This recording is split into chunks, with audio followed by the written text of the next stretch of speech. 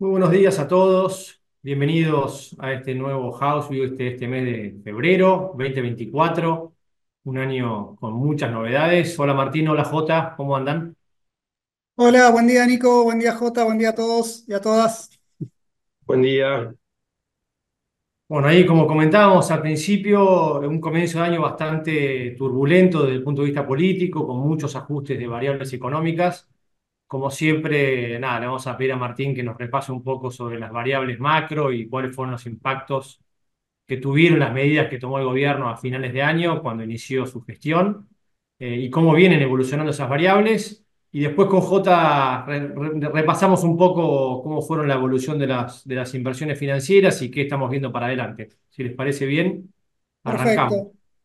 Perfecto, bueno, muchas gracias Nico. Sí, vamos a ir directamente a la presentación. Un poco, nosotros el mes en el House View anterior, en la primera del año, un poco estábamos bastante preocupados por lo que había sido a ver si la base está, habíamos titulado en aquel entonces, cómo un gobierno iba encarando su plan de reformas un poco al costado del Congreso. Bueno, evidentemente esto en el último mes se intensificó, vemos un gobierno con una corrección económica y un políticamente incorrecto. Esa es más o menos la combinación que nosotros notamos, pero bueno, en el margen lo que vamos a ver hoy es cómo esta economía está en pleno ajuste, ¿no? Tenemos tres shocks muy nítidos. Tenemos el shock cambiario, obviamente que todos ustedes conocen y padecieron, el shock fiscal, que ya tuvimos las primeras novedades del resultado fiscal de enero, tenemos el shock inflacionario, vamos a ver qué dinámica tenemos y obviamente tenemos el knockout que va a tener el nivel de actividad al menos en el primer trimestre y ya como para dejándole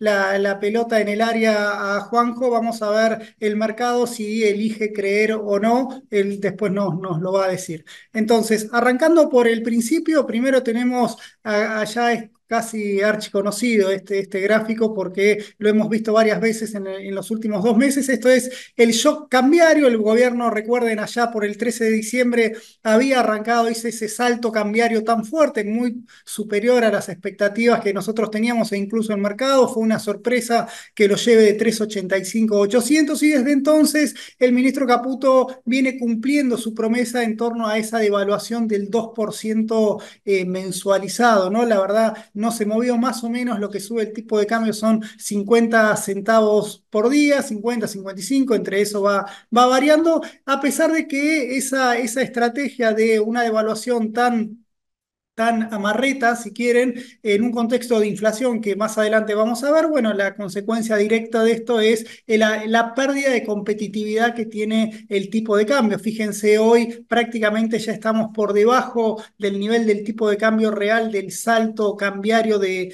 pospaso, ya estamos, fíjense, levemente por debajo. Seguramente que cuando mantengamos esta tendencia del 2% en abril vamos a estar levemente por debajo del nivel previo a la devaluación de las PASO, ¿no? Entonces, ahí lo que nosotros mostramos en este sentido, en esta estrategia de mantener el tipo de cambio como ancla, bueno, la contracara va a ser el atraso cambiario, no nos sobra nada, fíjense hoy en 558 ya está por debajo del promedio y seguramente lo vamos a ir perforando a medida que pasen los meses. La característica, ¿por qué digo esto también? Cuando lo vemos, el único factor común que ustedes pueden ver en toda esta serie de tipo de cambio tan volátil, de tipo de cambio real tan volátil, es que pueden hacer historia, pueden encontrar en cualquier momento temporal de esta curva y siempre van a encontrar que el ministro de Economía de turno decía el tipo de cambio está en niveles competitivos. Es decir, no hay ningún ministro de Economía que se anime a decir si el tipo de cambio real está en niveles o no, por lo tanto ahí trato de bajarle el precio a cada declaración que hace un ministro de Economía cuando habla del tipo de cambio de la competitividad del peso. Todos creemos que el tipo, cuando están en la función pública, que el tipo de cambio no va a ser otra variable de ajuste, porque ¿cómo puede ser por cómo es la Argentina? Bueno, es una silla eléctrica en ese sentido, ¿no? Tener que asumir el costo de un salto cambiario para el ministro de turno es algo bastante costoso. Entonces, eso lo pongo como referencia para que sepan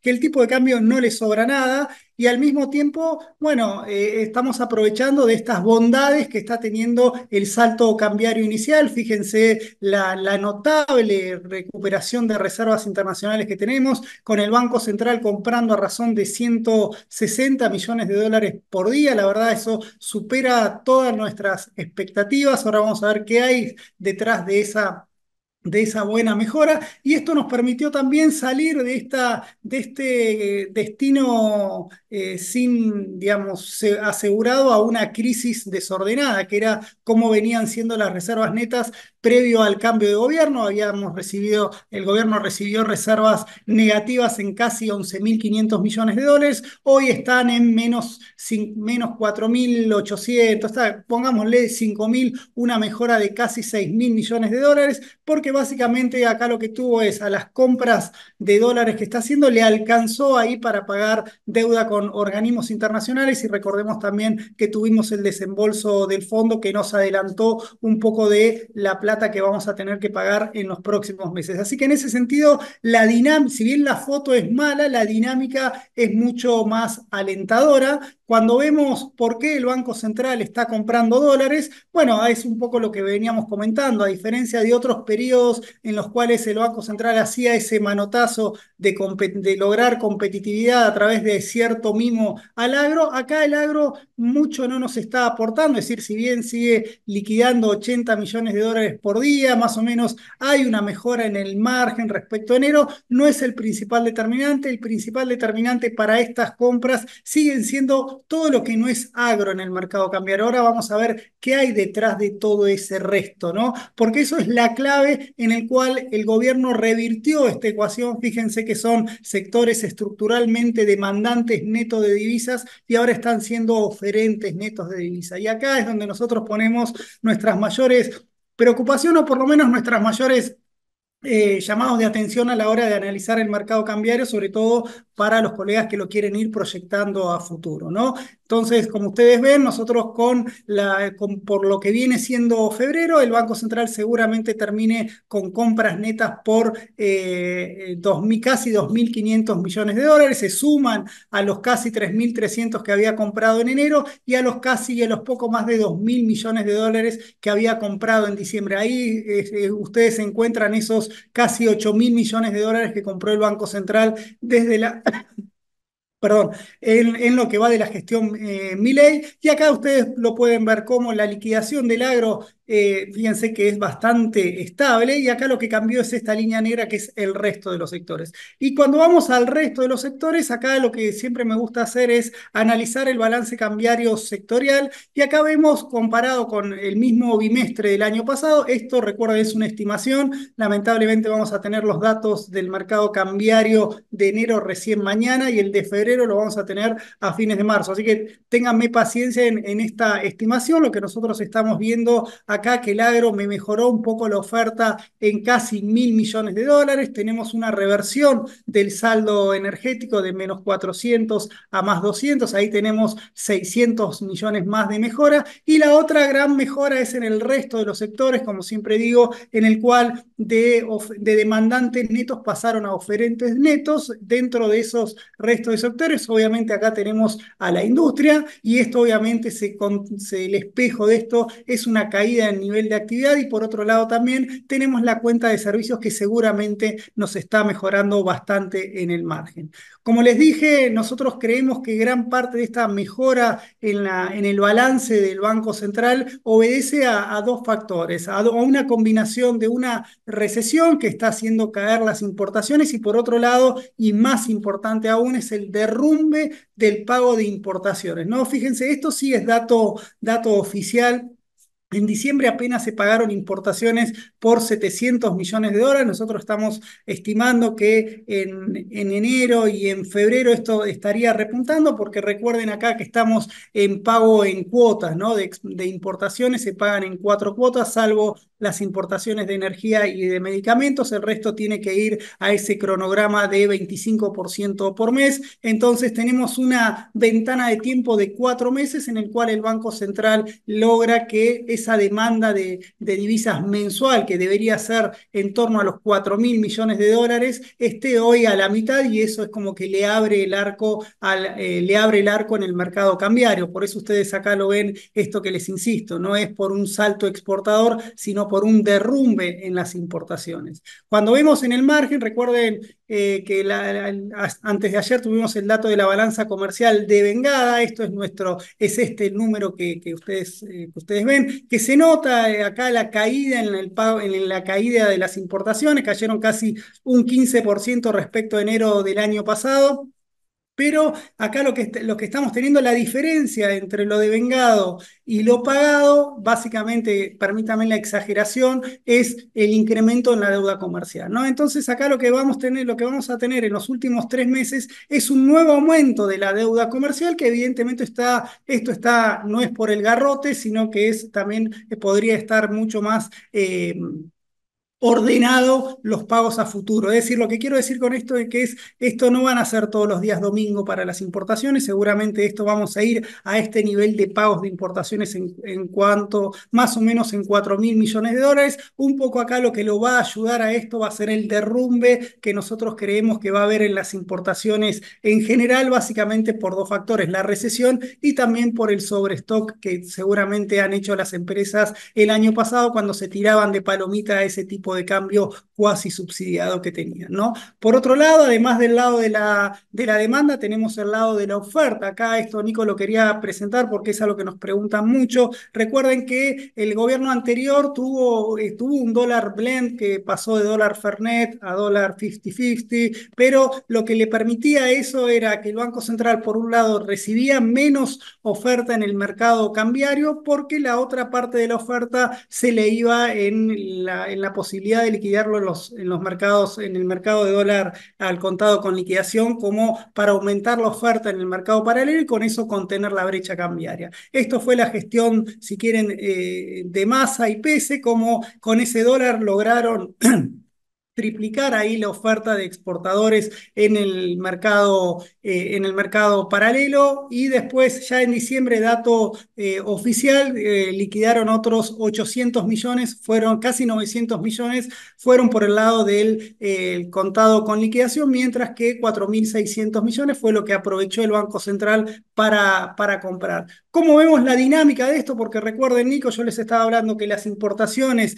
los pagos se iban a ir recuperando gradualmente, pero es como que esto el Banco Central lo tiene bastante bien pensado, ¿no? Porque cuando empiece a aumentar la demanda por importaciones, también le va a llegar la oferta estacional de exportaciones. Fíjate que de 4.600 vamos a ir a niveles de casi 6.500 millones de dólares, 1.500 millones de dólares más de cara a cuando arranque la cosecha, en tanto que esto, dado que el 20% lo van a poder liquidar en el contado con liquidación, esto le va a permitir también ir aumentando la oferta en ese mercado, y ahí está un poco nuestra lectura de por qué creemos que la brecha cambiaria no debería tener sobresaltos en los próximos 3 o 4 meses. Por otro lado, obviamente hay señales, como todo en economía, hay señales que tenemos que ir viendo. Vamos a tener una mejor cosecha, más allá de alguna reestimación en cuanto a lo que pasó en la última quincena con los cultivos. Vamos a tener una cosecha de soja de 50 millones de toneladas contra poco más de 20 el año pasado, y obviamente eso se va a reflejar en las cuentas externas. Es la gran clave. Recuerden que esto es por este año. El año que viene vamos a estar otra vez en este baile, pero la mala noticia que tenemos es la caída que están teniendo los precios de las materias primas agrícolas, que en el último año, fíjense cómo estamos en niveles de soja, como siempre digo, de soja no peronista, ¿no? Porque fíjense que cada vez que salimos del periodo de tiempo gobernado por el peronismo, la soja cae, vaya a querer o reventar, pero bueno, eso es lo que estamos viendo. Más allá de eso, con esto lo que quiero decir, más allá del chiste, es que las exportaciones por ese lado no van a poder tener ese doble beneficio de mejores precios y mayores cantidades. Lo que va a hacer esto va a ser compensar un poco ese flujo de mayores cantidades. Por otro lado, También vamos a tener menores precios y cuidado también, yo ya al principio arranqué con ese atraso cambiario y cuidado también que este dólar blend ya no es tan atractivo para los exportadores, digamos, a medida que va cayendo el contado con liquidación, ese 20% de changüí que tenían los exportadores obviamente se va licuando y prácticamente estamos por debajo de de los 900 pesos el tipo de cambio para el exportador, a lo cual obviamente antes que me salten a la yugular, obviamente esto hay que descontarle las retenciones y obviamente eso es lo que hace menos competitivo al tipo de cambio real y por eso también no es de extrañar la tensión que hay a la hora de ver cuál es la competitividad real de la economía. Pero bueno, en términos generales, lo que nosotros podemos ver es que todavía el tipo de cambio tiene ese margen, vamos a ver si el gobierno lo reacciona, ¿no? ¿Cuál es la otra contracara que tiene la forma de ganar competitividad, no solo a través del tipo de cambio, sino, bueno, tratar de ir bajando la inflación? Ahora vamos a ver la inflación, pero lo que sí podemos ver acá es este esfuerzo que está haciendo el Banco Central a la hora de retirar pesos. Si lo decimos formalmente es retirar pesos, si lo decimos en el idioma de la calle, cómo está licuando los pesos, ¿no? Fíjense cómo el tipo, con una inflación que en febrero va a haber acumulado 292%, vemos que la base monetaria está creciendo apenas al 100% y todos los agregados monetarios también muy por debajo. Acá lo que estamos viendo es una desmonetización feroz de la economía y eso es un poco lo que le va a ir, lo que el gobierno cree que con esto le va a ir sacando presión a los precios. De todas maneras, cuando vemos acá el balance del Banco Central entre factores expansivos y contractivos, fíjense que el Banco Central tiene, por un lado, tiene que la parte expansiva, ¿cuál es? La compra de divisas en el banco que hace el Banco Central en el mercado cambiario, tiene que pagar intereses de esos pasivos monetarios y por otro lado está compensando esas operaciones con operaciones de pases pasivos, obviamente, las colocaciones que hace el sector público y en los otros, acá esto me está dando hoy me está dando positivo, pero acá véanlo si quieren, agreguemos esto con sector público porque es un berenjenal cómo el sector, cómo están informando la parte, no sé si un berenjenal, pero es bastante complicado de seguir a mediados de mes cómo va la contracción del sector público. Lo que sí es cierto que entre Bopreal y colocaciones netas que hace el sector público lo hace contractivo de la base monetaria, lo que pasa que parte de esos pesos para comprar los títulos públicos que emite el Tesoro salen de pases, entonces es como que ahí el efecto se pierde un poquito, pero permítanme la conclusión en cuanto a que el Banco Central está siguiendo una política de reducción de la monetización de la economía como mecanismo de ir bajando los precios, ¿no? Cuando lo vemos, los ratios de cobertura, digamos, como siempre decimos, no es la Biblia, pero sí es un buen termómetro para ver cómo viene la evolución del contado con liquidación, a ver si compramos la dinámica que tenía. Es decir, no lo tenemos que ver como una relación uno a uno, pero tendencialmente siempre nos llega a buen puerto en cuanto a que no puede estar cayendo el contado con liqui cuando el tipo de cambio de cobertura sigue subiendo. Por lo general tienden a respetarse y fíjense cómo esa paralela se va cumpliendo. Hoy el tipo de cambio de cobertura nos está dando 1.060 pesos contra el contado con liqui, perdón, de 1.350 pesos contra un contado con liquidación en torno a los 1.060 pesos. Lo que permite esto es que también la brecha esté en el nivel más bajo, bueno, más allá de este outlier que teníamos a fin del año pasado y principios de este año, es decir, el más bajo desde que volvió el cepo allá por agosto de 2019, ¿no? Entonces, otra de las cosas, Nico, J, que también escuchamos de los funcionarios y también del propio presidente, es esta obsesión por dolarizar la economía y continuamente nos tiran el carro encima en cuanto a que estamos cerca. Bueno, nosotros no lo vemos así, creemos que todavía hay pesos para rato todavía, ¿no? Le falta muchísimo al Banco Central acomodar su balance. Fíjense, tenemos reservas netas en casi menos 5.000 y reservas y pasivos monetarios en pesos en 46.000, ¿no? Si le ponemos ahí el stock de LEDIV y Bopreal, estamos casi en $55.000 millones de pasivos monetarios en dólares, ¿no? Entonces, ahí atención a esto, a los discursos, no comernos o por lo menos no pecar de optimistas o digamos, bueno, no pecar de optimistas o por lo menos leer las declaraciones con cuidado. Nosotros no estamos asumiendo, al menos este año, y tampoco, si me apuro, al año que viene, en cuanto a que la Argentina pueda dolarizar, al menos sin un trauma, ¿no? O sea, hacerlo de manera tranquila. Por otro lado, vamos al segundo shock. Me faltan 10 minutos. Tengo el cronómetro acá, Nico, así que no se preocupen. Tenemos este shock fiscal, ¿no? La verdad, el dato de enero nos sorprendió. También digo, no festejemos un lateral o un córner, digamos, es un muy buen dato.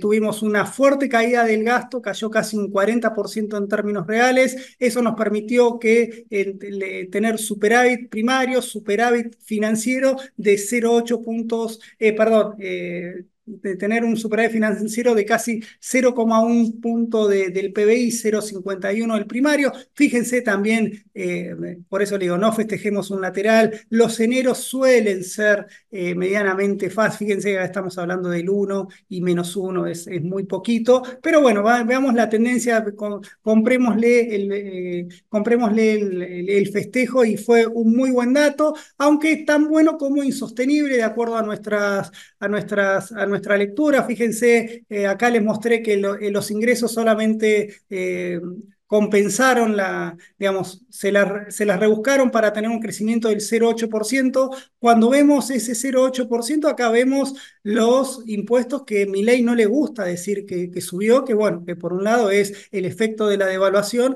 y por otro lado es el efecto de devaluación más aumento de la alícuota del impuesto país. Fíjense que ahí está toda la mejora de los ingresos y por otro lado, si le sacamos toda esa espuma, los ingresos del Tesoro vienen cayendo al 12% real. Acá detrás de todo esto está la recesión, tenemos impuestos que la recaudación por cheque o por IVA, que son un indicador más de termómetro de actividad, caen al 20% real. Así que atención con ese tema, era gran parte de lo que hablamos el house pasado en cuanto a nuestras dudas en cuanto a esta sostenibilidad o por lo menos este ajuste que plantea el gobierno. Por el lado del gasto primario, el Excel funciona perfecto. Fíjense lo que es, no le quedó a nadie por recortar, no le dio, se sentó en la caja. Podemos acá discutir si podría haber sido de otra manera, pero lo que sí creemos que acá es insostenible un poco que a las provincias no le manden, le sigan con esta caída real de gastos. Incluso ahí tenemos ingresos coparticipados, ¿no? Que obviamente van a tener que aumentar en tanto que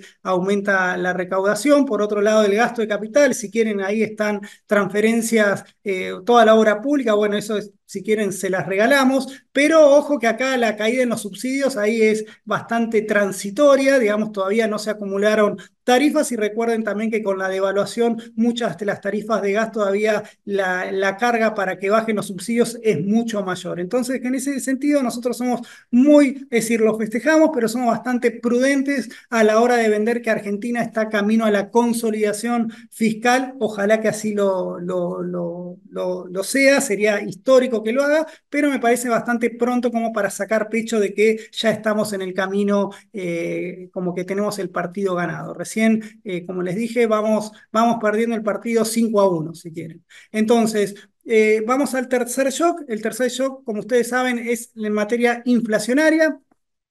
No hay nada nuevo en cuanto a que todos sabemos que la inflación se aceleró después de la devaluación. Está habiendo si quieren, la derivada segunda es si está bajando. Bueno, es cierto que la inflación pasó de un 25,5 a un 26. Nosotros, si nos preguntaban en diciembre, preveíamos 25 para enero y 30 perdón, 25 para diciembre y 30 para febrero, después lo bajamos a 25, pensábamos, bueno, y esto la verdad nos sorprendió para bien. Cuando empezamos a abrir un poco qué pasó con esta suba de precios, y acá viene la atención y también nuestro llamado a la prudencia de varios, tanto para ustedes como para los colegas en general. Hay mucho atraso de precios relativos, todavía esto recién arranca y seguramente los precios que, como siempre digo, que vamos a ver que aumentan mucho más en el IPC son los que menos van a sentir cuando van al supermercado, cuando van cargar nafta porque son los precios de estos que tienen una suba mucho más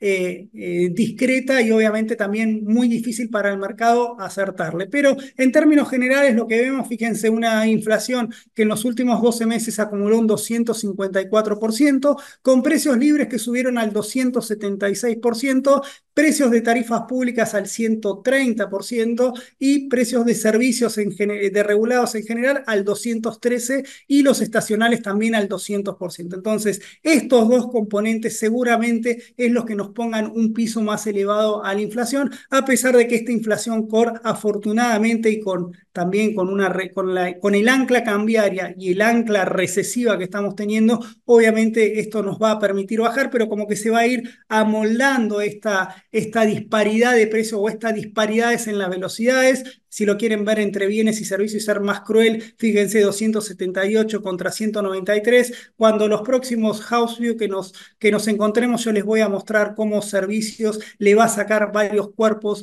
a bienes tratando de que se vaya compensando esta velocidad de ajuste de precios relativos si es que vamos a continuar, ¿no? Acá prácticamente también la inflación que vamos a dibujar a lo largo del año también va a depender un poco de cómo sea el esquema de ajuste de tarifas que quiera hacer el gobierno. Entonces, acá ustedes los pueden ver por capítulo, fíjense cómo tenemos sectores que están todavía muy rezagados, hoy estamos en época de preescolar, casi ya empiezan las clases la semana que viene, y bueno, esto nosotros lo hemos alertado, esto no hay que sorprenderse que los rubros educativos empiecen a subir mucho, porque es un rubro que estaba muy retrasado. Acá tienen un poco esta educación, acá esto es estacional, ¿no? Seguramente en febrero y marzo esto va a venir con subas, bueno, lo vamos a ir a buscar allá arriba y bien alto, ¿no? Pero esto es parte del ajuste que Argentina tiene que hacer para ir acomodando precios relativos. Obviamente nos duele a todos y así es como va a seguir ocurriendo hasta tanto Argentina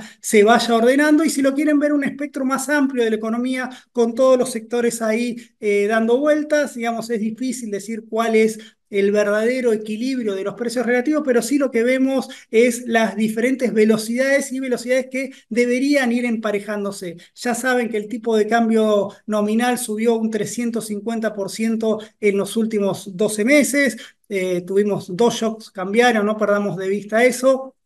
Vemos todavía cómo esto es, acá tenemos la ganancia de tipo de cambio que tuvimos, le ganó a todos los precios. Hay algunos que muchos menos, vienen mucho más demorados, fíjense en el caso de bienes, servicios, pero me voy a ir más a la derecha del gráfico y vamos a ver lo sensible, ¿no?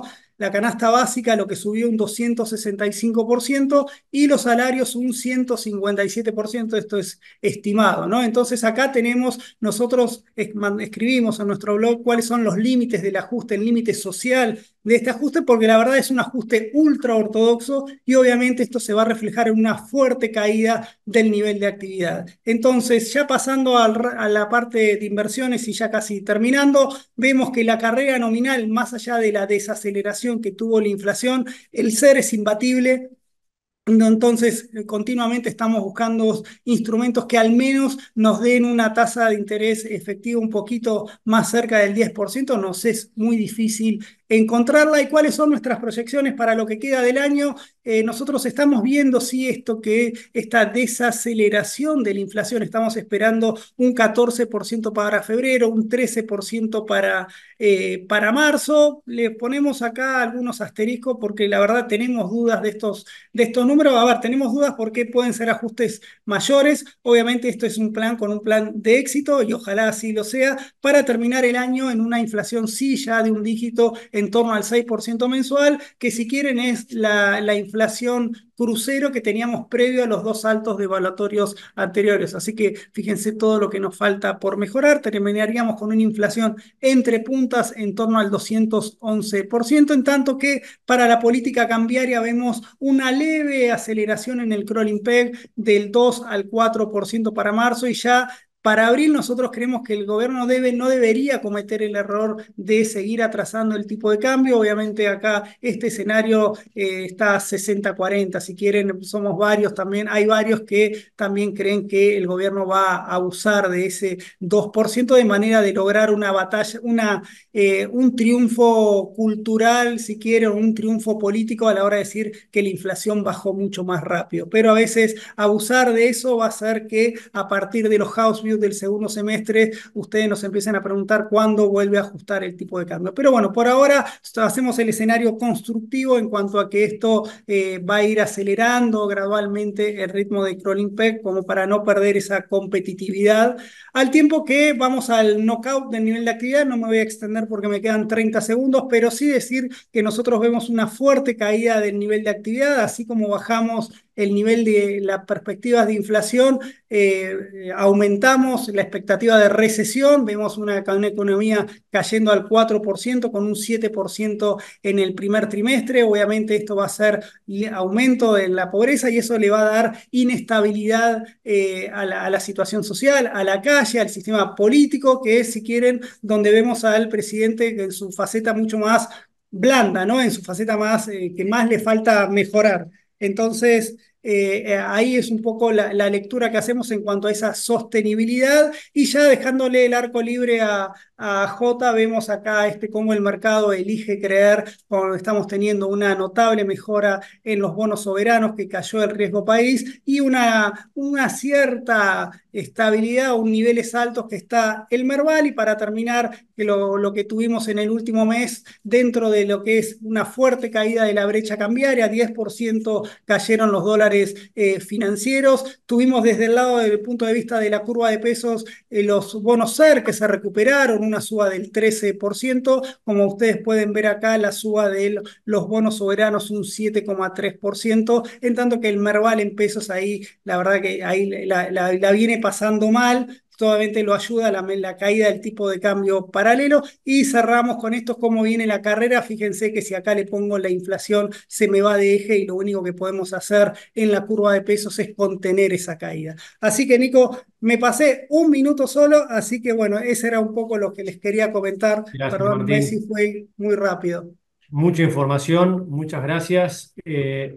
Me dejó la impresión de que en general las variables están todas tendiendo a mejorar, ¿no? Tenemos inflación con tendencia a la baja, reservas recomponiéndose, eh, la actividad es lo que más está sufriendo, era de esperarse por el shock de la devaluación de diciembre y justamente el impacto que está teniendo eso en el salario.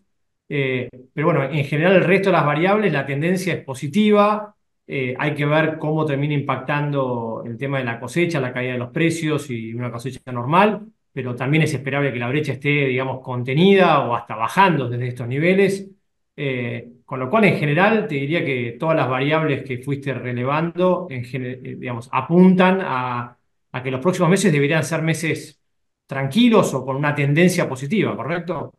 Exactamente, sí, Nico, eso era un poco decir, a medida que cuanto más explotó la economía en diciembre o en el primer trimestre, después es mucho más fácil bajar, ¿no? Lo mismo cuando cae, más fácil recuperar. Sí, el único punto que te pongo ahí es sí, todo eso muy bien, pero desde el punto de vista de los inversores, les cuesta aprovechar esa baja, ¿no? Porque todavía el proceso de licuación continúa, ¿no? Entonces tenemos que, es muy difícil ganar la inflación, van a haber caída en su capital de trabajo de las empresas, caída en el ahorro de las familias, y bueno, obviamente es un ajuste muy contractivo, esa es la debilidad, pero desde el punto de vista del Excel y de la dinámica para ordenar la economía está en el camino correcto, esperemos que sea sostenible, nosotros tenemos ahí nuestras luces amarillas en cuanto a esa sostenibilidad que a lo guapo no lo va a poder hacer, evidentemente tiene que reforzar su rol político de consenso porque creo que en este sentido lo que peor le juega al gobierno es ese factor.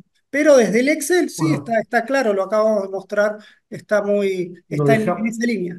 Buenísimo, gracias. Lo dejamos a Jota a ver que nos muestre cómo reaccionaron un poco las variables. ¿Te parece, Jota? Y vemos Dale, qué perfecto. perspectiva tenemos para adelante. Bueno, en parte con algunas de las cosas que venía diciendo Martín, lo que podemos ver acá es el tipo de cambio real multilateral en el tiempo.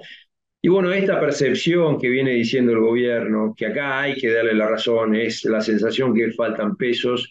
Lo que podemos ver es la evolución de diciembre hasta febrero de la variación de base monetaria con el Serie C que publica el Banco Central, en donde nada más le agregué la liquidación que tiene que producirse en el día de hoy del BOPREAL 2 de la licitación de 1.150 millones la semana pasada. Ahora, hoy cierra la última licitación de 560 millones que se pagaría el 29 de febrero. Pero bueno, fíjense prácticamente la emisión, en parte con lo que decía Martín, ¿no? Los factores de emisión, ya sea la compra de reservas, como la emisión de los intereses de los pases, están absorbidos, fueron esterilizados, eh, y de alguna manera con las operaciones del mercado, en donde colocaron deuda a tasas negativas, ser 27, 26 la semana pasada, y con eso contrayeron, bueno, recompraron bonos al central, el L35, que con eso contrajo base monetaria, más, bueno, estas operaciones que hubo de Bopreal y lo que quedaba del LEDIV y el impacto del stock de futuros, que era muy poco que tenía el Banco Central, terminó generando que de diciembre a febrero la variación de base monetaria, o sea, el circulante de de encajes, haya sido de 0,4 billones.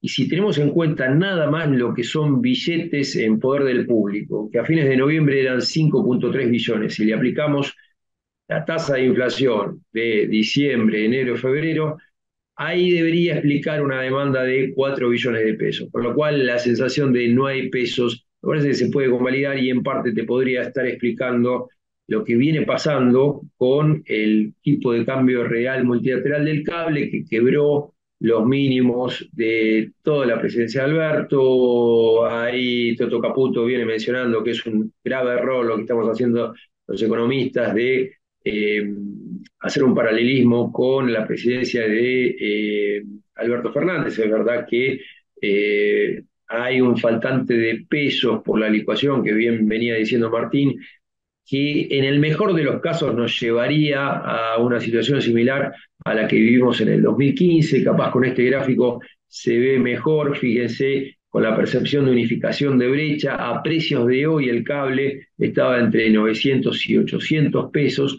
cerró en 1.100 pesos, pero bueno, eso sería el mejor de los casos. La realidad que, dada la circunstancia por tipo de cambio real multilateral, no está en valores malos, pero es verdad que vamos a venir a una época donde va a haber una fuerte oferta de contado con liquidación de casi 1.500 millones mes por la expectativa de la cosecha y el aumento de las exportaciones ya llegado en la época de mayo, ¿no? Y esto va a pesar eh, con esta aspiradora que está viendo de pesos por parte de las licitaciones de los BOPREAL, en donde una vez vencida esta licitación, o sea, absorbidos los 2.000 millones del BOPREAL 2, se van a emitir 3.000 millones de BOPREAL 3, vamos a ver qué pasa con la demanda de ese instrumento, pero bueno, da a entender que esta necesidad o este faltante de pesos se va a mantener en el tiempo y con la expectativa del 80-20 con la cosecha,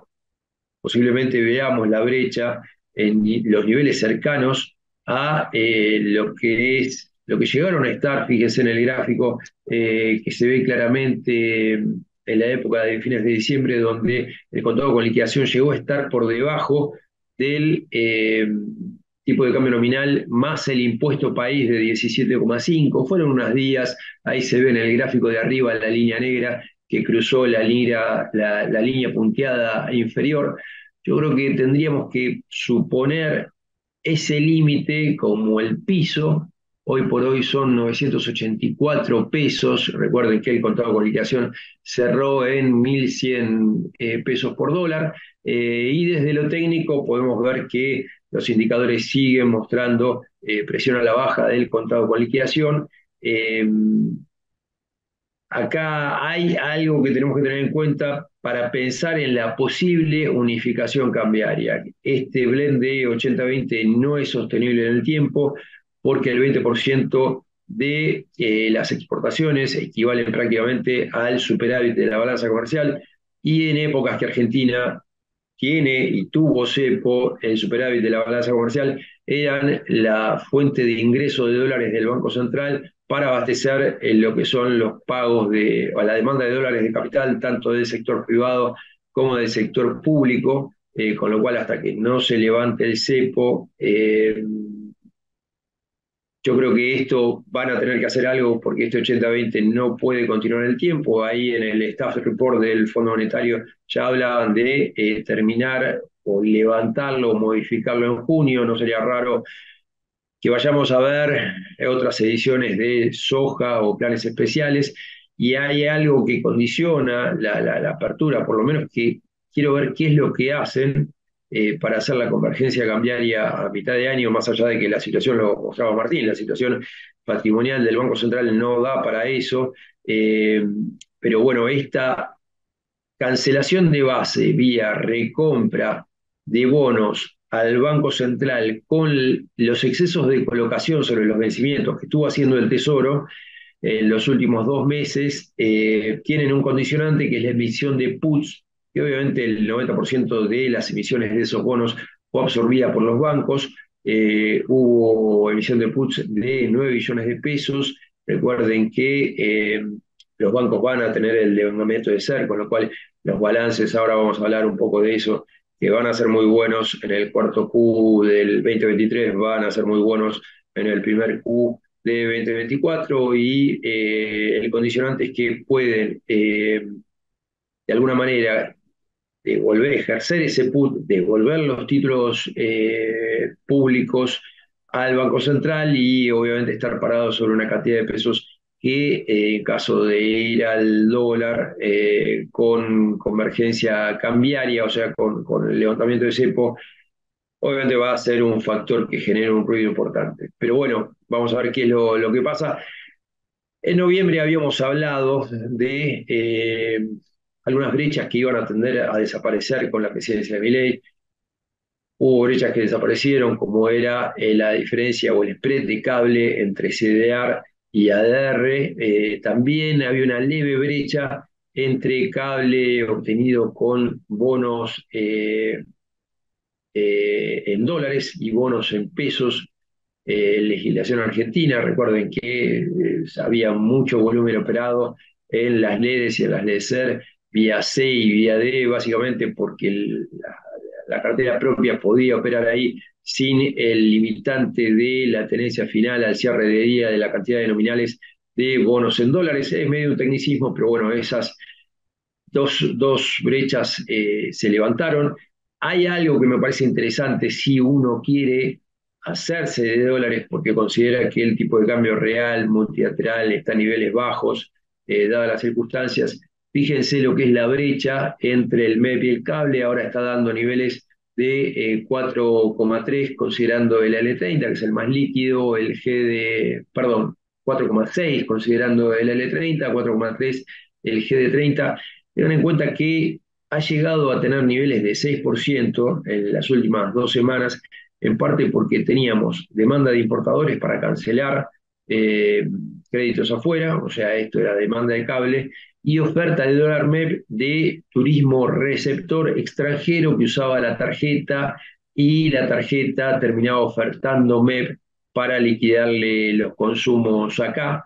Eso tuvo un factor estacional que me imagino que ya para marzo un poco va a descontinuar y ahora vamos a tener el hecho que el chacarero con los pesos, una vez que venda parte de la cosecha, seguramente va a comprar algo de MEP, con lo cual impulso para arriba y tenemos los exportadores que van a vender cable, con lo cual esta brecha seguramente va a tender a cero y posiblemente termine en negativo como fue a fines de diciembre, en donde había mucha demanda de MEP para la foto de bienes personales. Fíjense, llegó a estar en 0,96 si se fijan en el gráfico. Bueno, esto es un factor a tener en cuenta, dado lo que va a pasar. Bonos soberanos, quiero meterle ritmo, fíjense lo que vino pasando. Hay una circunstancia particular, los bonos argentinos empezaron a diferenciarse de otros activos, otros bonos de alto riesgo. Ahí podemos ver la evolución del HYG y el EMB, el ETF de bonos de mercados emergentes, con el GD30. El GD30 empezó a tener ganancias superiores a lo que es activos de renta fija de riesgo en el mundo.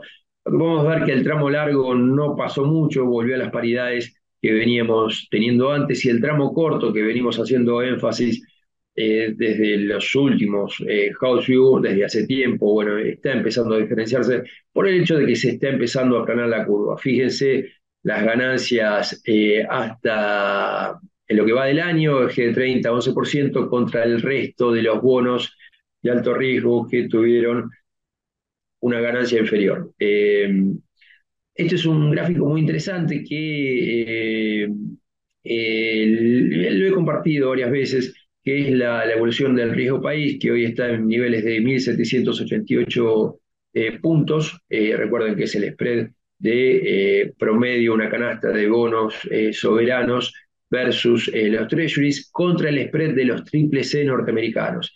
Fíjense que el spread de los triple C norteamericanos ahora está en niveles de 800 puntos, con lo cual sumás los treasuries y te está dando niveles de 12,5. Y bueno, nosotros estamos obviamente en los niveles que promedio está dando 22%, pero bueno, obviamente vamos a ver cómo está la curva. Algo para destacar, ¿cómo fue el spread entre el riesgo país y los triple C norteamericanos? Fíjense que ahora estamos en los 1.000 puntos, o sea, 10%.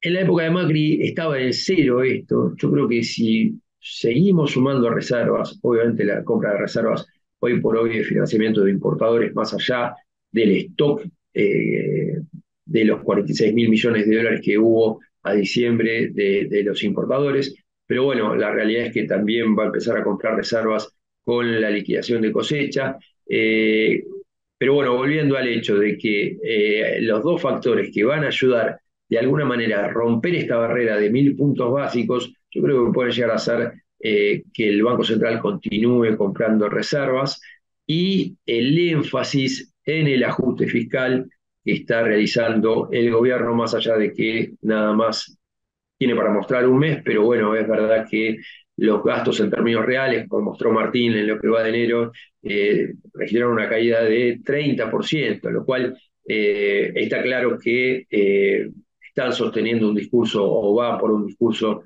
de que el ajuste fiscal no se negocia, y esto es clave como para que este spread empiece a bajar. Los bopreales, como decíamos, la verdad que obviamente se encontraron con muchas bombas. Una fue la deuda de importadores, por lo cual creíamos que en enero iba a tener un salto importante el cable, eso ya se revirtió. Fíjense bien los que son los importes del bopreal. Si se llegaran a colocar los 2.000 millones que se van a colocar, implicarían pagos en el primer semestre por poco menos de 1.000 millones de dólares. En el primer semestre de 2025, otros 1.000 millones de dólares. No es algo que complique tanto la situación del Banco Central, pero es verdad que tiene reservas netas negativas. En julio tiene que pagar el 2.100 millones de dólares a privados, y bueno, quedaría el pago en octubre de 2024 del cupón del Bopreal 27. Siempre lo que venimos diciendo es que no sabemos qué es lo que vaya a pasar en el 2025, donde ahí sí tiene que pagar 3.550 millones de dólares el 9 de enero de 2025, y bueno, después otros 3.540 millones de dólares en julio, el 9 de julio del 2025. La realidad es que los dólares que se suman por la emisión del Bopreal terminan siendo 2.325 millones de dólares. En términos de PBI es muy poco, en términos de situación de reservas es mucho. Vamos a ver qué es lo que pasa. Yo lo que intuyo es que o van a hacer una oferta para extender por lo menos lo que son los vencimientos del AL30, GD30 con bonos más largos, o muy factiblemente el Banco Central empiece a rotar la cartera de activos de bonos en pesos a lo que son bonos hard dollar, tramo corto de la curva, contemplando obviamente la oferta que va a haber de contado con liquidación y las paridades a las que están los bonos en ser hoy por mercado, y bueno, obviamente con la cartera que tiene el Banco Central en sus activos, ¿no? Eh, Vemos lo que son los devengamientos. Hoy por hoy, si se mantuviera la curva así, se mantuviera esta TIR, el L30 debería devengar hasta el 30 de junio de 2024 10,3% en dólares. Obviamente este bono tiene la contra que está sujeto a la volatilidad que puede tener el cable. No obstante, bueno, obviamente seguimos con inflaciones altas en términos reales, puede llegar a caer el cable sin que en términos nominales varíe mucho. Yo sigo viendo el L30 como lo que más me gusta dentro de lo que es soberanos. Obviamente hay que tener en cuenta que sigue habiendo un riesgo alto. Yo creo que igual, teniendo en cuenta la versatilidad de formas que está encontrando tanto el MECOM como el Banco Central, alguna operación para incentivar de alguna manera a una recomposición de lo que es el tramo corto van a llegar a ser para básicamente tratar de conseguir financiamiento por mercado. Eh, Hubo un aplanamiento de la curva, fíjense lo que son los rendimientos. Bueno, siguen en niveles de 20% de TNA, todo lo que es tramo largo, lo que es tramo corto, había arrancado el año en niveles de 37, 38, ahora fíjense, G30 está en niveles de 29,2. Recuerden de los $45 que vale hoy, cobra $4 de capital en junio y empieza a pagar en forma semestral a partir de enero del año que viene $8 de capital. Yo creo que va a seguir aplanándose la curva, con lo cual si llegara a haber rendimientos del 24%, el L30 debería estar en $52,80, 24,3% de suba. El GD30 debería llegar a 52,8, ahí bueno, sería 16,9% de Cuba, de suba. Me sigue gustando lo que es tramo corto, en lo que es soberanos. Después, lo que son duales, obviamente tiene una posición técnica mala por el hecho de que todos los importadores están vendiendo para ir a la subasta del Bopreal y hasta que no se terminen las subastas, esto va a jugar en contra. Voy a acelerar un poco. El importador que quiera tener un hedge, fíjese el TB24 que está cotizando bajo la par, 0,9262. La verdad que con el crowding del 2% da una tasa directa del 12,8%. La tira en pesos termina siendo 99,4%, pero bueno, obviamente con la proyección de que si empieza a aumentar el crowding, esta tasa se va a disparar. Termina siendo una buena opción para los importadores que quieran cobertura, dado que es lo único que está bajo la par. Tengan en cuenta el TDJ24, lo que es duales, que por lo que es TIR en SER, está prácticamente rindiendo lo mismo que los instrumentos SER que están por mercado. Ahí las TNA, la realidad es que están calculadas con los datos del REM de enero de 2024, me parece que van a dar un poco más alto.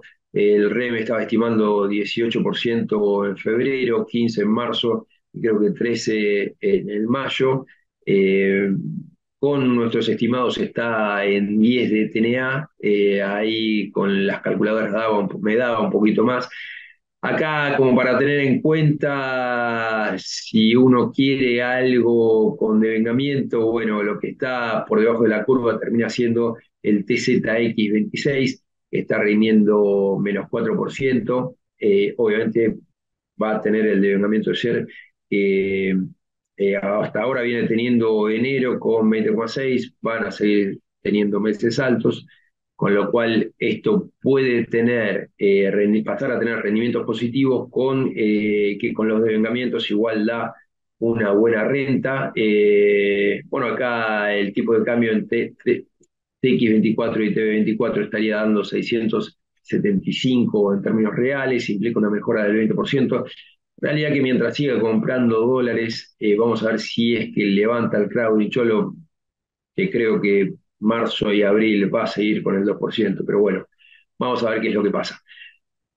Agilizando el tema, provinciales obviamente están en el ojo de la tormenta, no obstante, fíjense algo, la mayoría viene con resultados financieros positivos. Nosotros hacemos énfasis en pocas emisiones, Santa Fe, Córdoba, Mendoza, básicamente. Neuquén refinanció, ya tiene toda los fondos para vencimiento 2024 y la verdad que vaca muerta va a estallar, con lo cual no creo que tengamos problemas. Pero bueno, fíjense, hay algo que más allá de todo el ruido que están teniendo los provinciales, hay que tener en cuenta es que la deuda sobre el producto es muy baja y bueno, como les decía, ¿no? La mayoría tiene resultados financieros positivos. El caso de Córdoba al segundo Q del 2023 era de 481 millones, con lo cual el deterioro que va a haber por la caída de los ingresos coparticipables y lo que son las transferencias corrientes de alguna manera lo va a terminar afectando,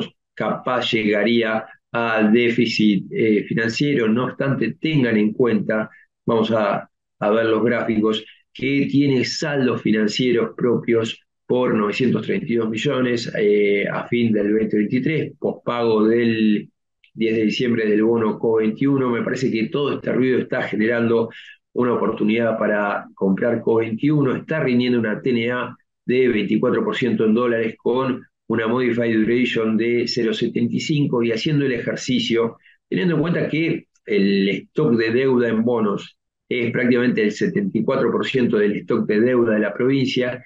Si vemos hasta cuándo alcanzan esos recursos propios para pagar todas las amortizaciones de capital e interés, esta fecha nos da hasta el 27 de abril del 2026, con lo cual estaría completo la cobranza del CO21 que termina de pagar el último pago de cupón e interés el 10 de diciembre de 2025, con lo cual este ruido es para aprovechar y armar tenencia en caso que uno quiera rendimientos interesantes.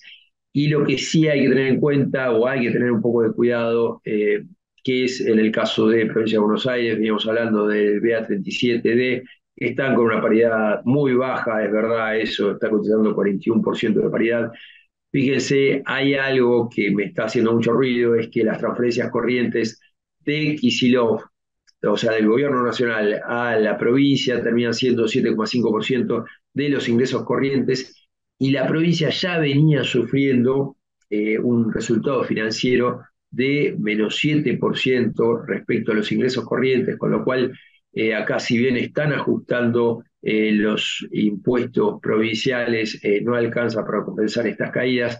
Es verdad que terminó recibiendo 1.000 millones de pesos, dólares, o sea, 1.000 millones de pesos, de dólares en pesos en noviembre del 2023 del gobierno nacional, intuyo yo que se lo dio Massa para mover el aparato para el barotage.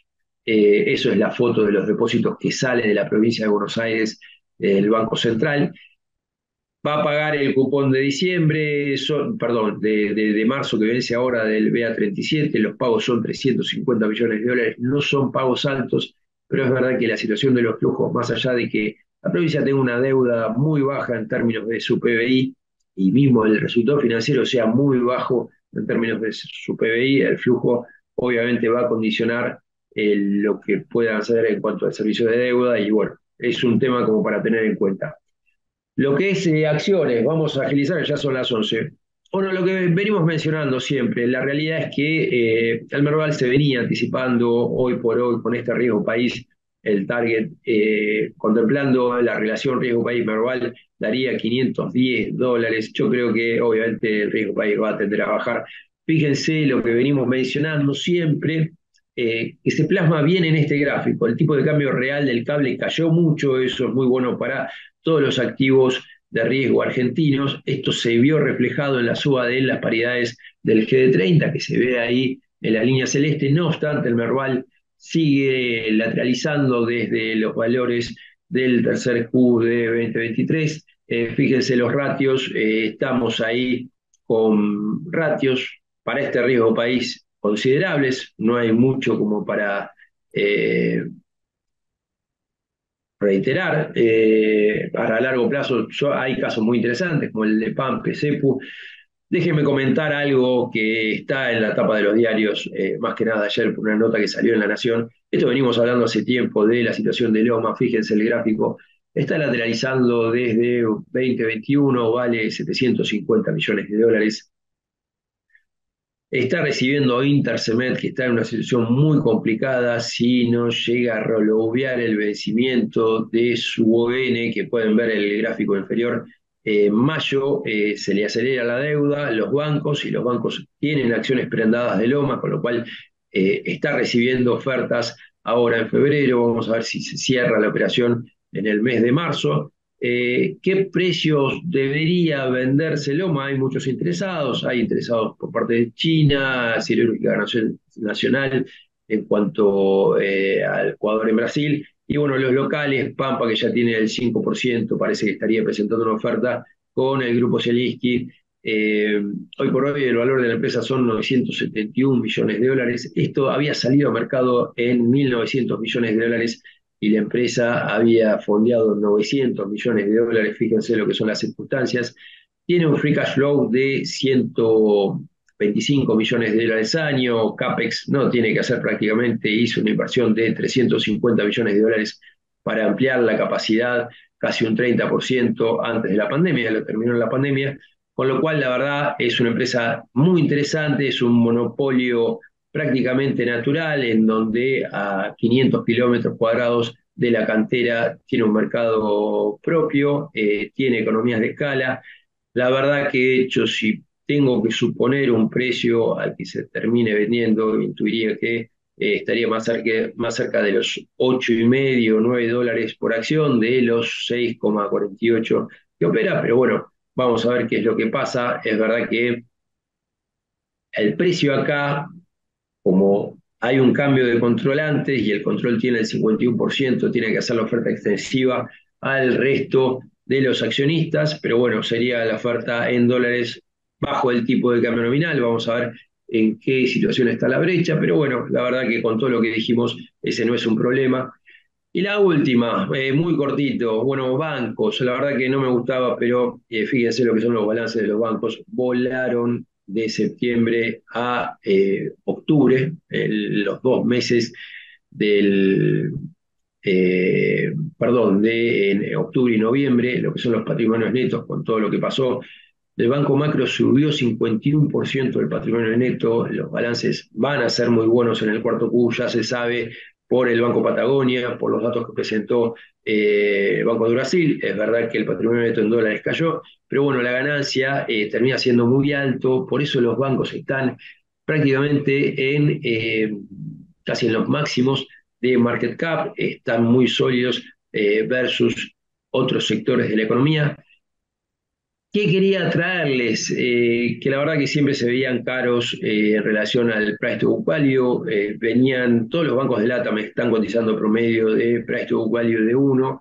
Con los balances que se conocen, estamos en Banco Macro 1,5 de price to book value, Galicia 2, Banco Francés 1,25, y recuerden algo, con esta situación de los puts y el devengamiento de la cartera de SAR, yo creo que van a tener un balance muy bueno, con lo cual vamos a ver qué es lo que pasa. No es que me guste el negocio, la verdad que sigue siendo un manejo de saldos transaccionales que hoy por hoy la fintech vienen condicionándolo, pero bueno, es verdad que van a tener balances muy buenos como el de Vima, fíjense ahí, va a ser una acción como para mirar, vale 670 millones de dólares, tiene activos financieros propios por 310 millones de dólares y el EBITDA este año seguramente va a superar los 110 millones de dólares. Y la última, Ternium y Tenaris, siempre hablamos de estos son bonos con upside de capital, presentó balance, la verdad que está cotizando con ratios absurdos, ya el yield de Ternium es 8,1% y está haciendo muchas inversiones en México para potenciar el crecimiento de la compañía. En México se están cayendo jugadores, básicamente el Alto Hornos de México, que era un oferente de 4 millones de toneladas de aceros planos, esto le está abriendo el espacio. Está con ratios de valor empresa EBITDA limpios 2,2 y price earning limpios neto de la caja 3,76. Y Tenaris, que llegó ayer el balance, la verdad, hay un factor extraordinario por diferimiento de pago de impuesto a las ganancias, pero no obstante termina registrando 6,6 dólares de ganancia por acción, valiendo $32,60. La verdad que está con ratios absurdos, valor empresa EBITDA limpios de 3%, price earning de 4,9. Y suponiendo un target de 5, valor empresa EBITDA, estamos en $49. Fíjense, me parece de lo más interesante que hay hoy por hoy en el mercado y no los aburro más con todo esto. Gracias, Jota, muy bueno. Entonces, resumiendo, para tratar de pasar 2 o 3 ideas limpias, todavía lo que es la parte corta de los bonos soberanos nos sigue pareciendo atractivo por normalización de curva y porque en algún punto el gobierno, si sigue haciendo las cosas bien, va a necesitar hacer algún rolloveo, entonces vos ves que eso puede seguir comprimiendo. Eh, en cuanto a lo que es soberanos, el AL30 todavía es lo que más nos gusta. Provinciales, el CO21 parece ser una buena oportunidad. La provincia está financieramente bien. Nos preocupan otras provincias y particularmente la provincia de Buenos Aires, que no nos gusta mucho. Respecto a la curva pesos, por ahora vemos todas las tasas muy arbitradas, ¿no? Como que de alguna manera está todo muy arbitrado, está muy difícil sacar diferencia en alguna de las curvas, pero encontramos quizás que para quienes necesiten cobertura, el dual de junio como el TB24 pueden ser alternativas atractivas. Y después, bueno, lo que comentaste respecto al equity de Loma como un posible play con cambio de management de accionista principal, también tomando en cuenta que va a ser un año con mucha recesión, no creo que haya muchas ventas este año, no creo que sea un buen año para la empresa, pero a mediano plazo puede ser atractivo. Y por otra parte, las inversiones de Ternium y Tenaris.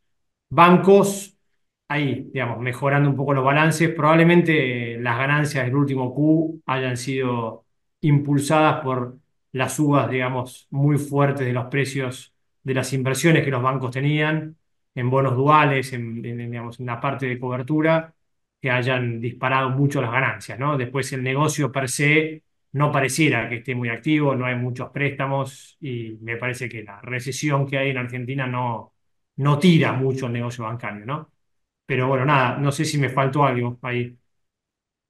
No, no, Nico. Bueno, Bopreal, vos sabés que no llegué a comentar de eso y justo había ciertas inquietudes. En sí el Bopreal uno a mí me cuesta verlo atractivo porque está bien, es una emisión del Banco Central, tiene muchos endulzantes en el tramo uno, 2 y 3 que seguramente van a ser los demandados por corporativos para pagar impuestos, que lo toman a valor MEP del día de la fecha o el mayor entre el valor MEP y A3500. No obstante, bueno, teniendo en cuenta que tanto el AL como G30 tienen que pagar $21 de 43, 42 que cotizan, y esos $21 son en los próximos 18 meses, yo el riesgo lo vería por ahí, más allá de que es un emisor, son distintos emisores, pero bueno, uno es el Tesoro, otro es el Banco Central. La realidad es verdad que el Banco Central nunca defaulteó, pero bueno, está emitiendo deuda en una moneda que no emite.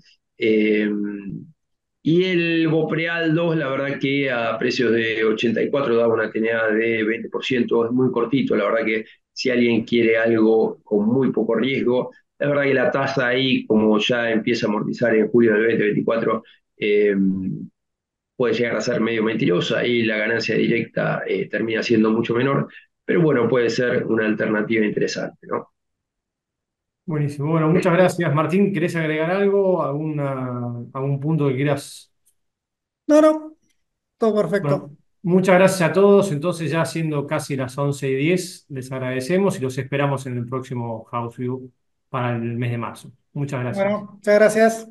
Gracias, chicos.